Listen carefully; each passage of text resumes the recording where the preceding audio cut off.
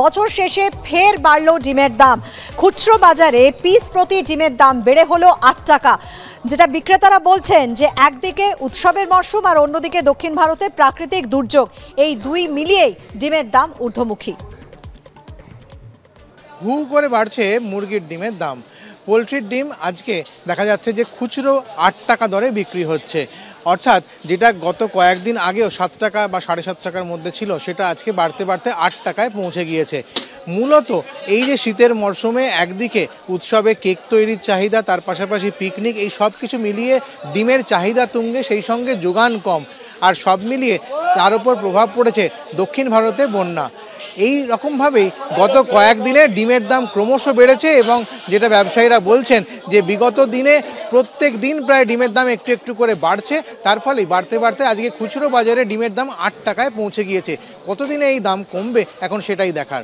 সঞ্চয়ন মিত্র, ABP আনন্দ, কলকাতা। আজ বড়দিন, সকাল থেকেই একেবারে উৎসবের মেজাজে রয়েছেন সকলে। আমাদের প্রতিনিধি সৌভিক মজুমদার এই মুহূর্তে রয়েছে ইকো পার্কে, সরাসরি চলে যাচ্ছি। সৌভিক, বিভিন্ন জায়গা আমরা দেখাচ্ছি, অর্থাৎ নিকো পার্কেও যেমন ভিড়, চিড়িয়াখানাতেও তেমন, ভিক্টোরিয়া মেমোরিয়ালের ছবিও আমরা দেখাচ্ছি, আর তুমি এখন রয়েছো ইকো পার্কে, কি ছবি সেখানে?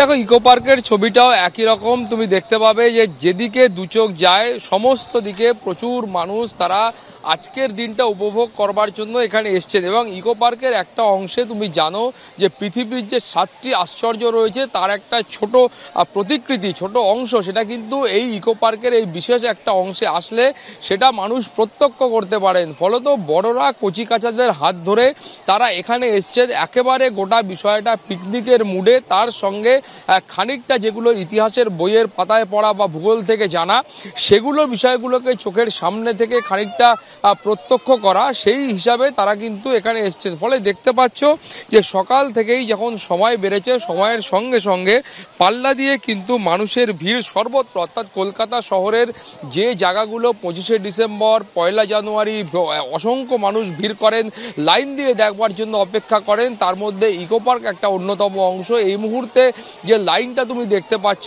সেটা হলো যে পিরামিডের প্রতিকৃতি তৈরি করা রয়েছে, তার ভেতরে ঢুকে মানুষ দেখবেন বলে সেখানে লাইন দিয়ে মানুষ অপেক্ষা করছেন। ফলত সব মিলিয়ে অন্যান্য জায়গার যে ছবি তার ব্যতিক্রম ইকো পার্কও নয়।